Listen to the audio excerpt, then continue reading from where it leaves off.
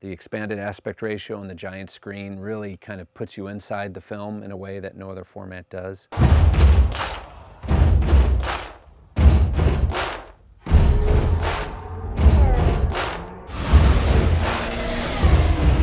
Thank you so much for chatting with us. We're all super jazzed about your upcoming movie, F1. Thank you. So, why do you think fans should experience F1 in IMAX? Well, the goal of this film was to give people the experience of what it's like to be in a Formula One car. And only 20 people in the world get to do that. Working with my producing partner, Lewis Hamilton, who knows a little bit about the subject, we developed a new camera system and actually built our own race car for the film in order to capture the experience of what it's like to drive one of these things. In addition, Brad Pitt and Damson Idris actually drive the cars themselves in this film. So what you're seeing on the screen is something that was captured for real. And IMAX, you know, in the expanded aspect ratio with the giant screen and the great sound is the best way to kind of experience that immersive quality of the film. This film is presented entirely in IMAX's 1:9 expanded aspect ratio. What went into the decision behind that? Because we have so many racing sequences in this film, I think we have 12 in total, I didn't want to be switching aspect ratios that many times through the film. And when I watched it all in IMAX, I realized this works in this format all the way through. So this is my 5th film I've done in IMAX, but this is the first time that I'll basically keep it in that ratio for the entire film. What did you learn in your past projects of using the IMAX cameras that you then used when filming this movie? We took the system, the camera system we developed in Top Gun Maverick, and we had to miniaturize it, and we had to make it much smaller and lighter. At the same time, we couldn't compromise the quality at all. We needed it to hold up on the biggest screens in the world. My cinematographer, Claudio Miranda, and I worked for almost a year to kind of develop this camera system and a new camera mount that actually rotates the camera left and right, which is another innovation that we were not able to do on Top Gun, but we were able to do on this. So I was definitely thinking about the IMAX experience as we were shooting this and protecting for that full aspect ratio and just trying to make sure everything we were doing was trying to capture that sense of speed that Lewis said he hadn't seen in a racing movie. So you mentioned that Lewis made a comment of like, no other movies have really kind of given you that true F1 experience. So how did you approach this challenge when filming this movie? It was Lewis, and then it was also Toto Wolff, the team principal of Mercedes, who basically recommended that rather than build a movie car that could go on a racetrack, he said, why don't you start with a race car and then modify it to shoot your movie. So we did just that. We bought 6 race cars, F2 cars, and we worked with Mercedes-AMG F1 team to modify them, make them look just like Formula One cars, but also work in all the recorders and batteries and camera equipment that we needed into the body of the car so that we could mount our very small camera onto it. So we built 15 camera mounts into the car. We were able to shoot 4 different angles at a time.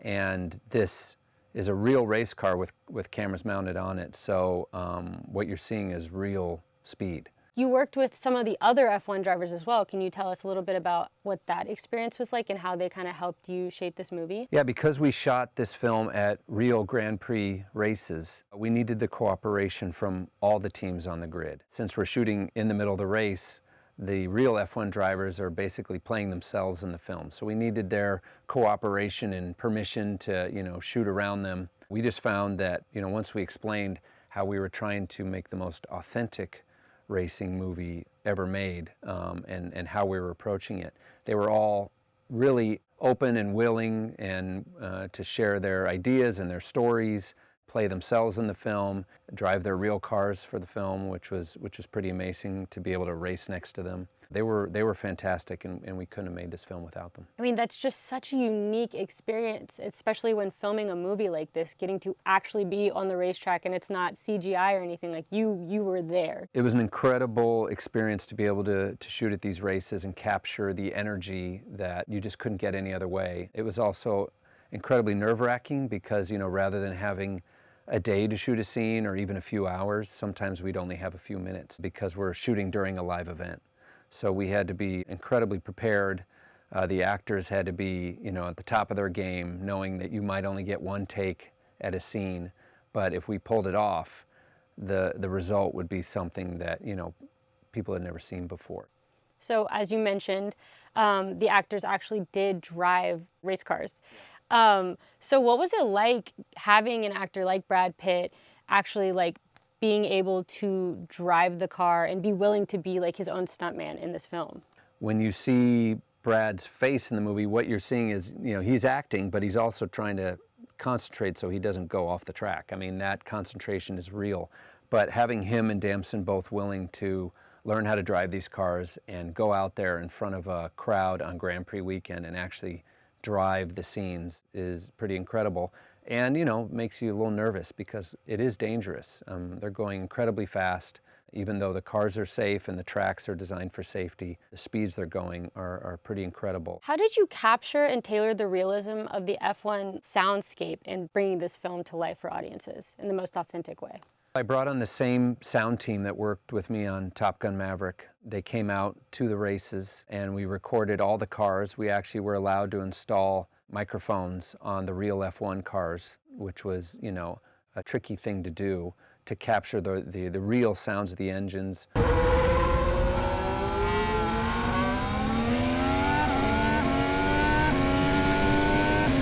We also had, microphones all around the track capturing the sounds of the crowd and the cars as they went by. It's a very distinct sound that these cars make, and there's 4 different engines, on the grid that all have their kind of distinct personality.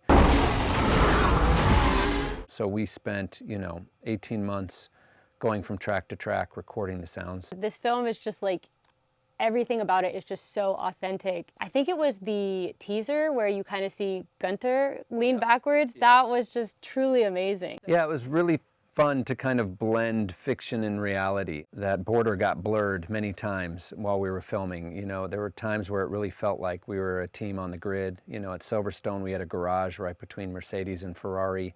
We're shooting our scenes while the race is happening in the background. You can't recreate the energy of an F1 race or weekend unless you're there for real. So you get to go all around the world, from Silverstone to Abu Dhabi. You'll get to experience the Las Vegas track, which only exists for a few nights out of the year. So we got to do some pretty incredible stuff. You finally got to watch the film in IMAX, so what was that like? This was the first time where I got to see the IMAX picture with the IMAX sound, to hear all the elements finally brought together, because you tend to work on them kind of in an isolated way. IMAX always delivers. The picture looked great, the sound, it's a good loud. The expanded aspect ratio and the giant screen really kind of puts you inside the film in a way that no other format does. So it was a great way to kind of end the process to finally watch it in IMAX, and really excited to now roll it out to everyone else in the next few weeks.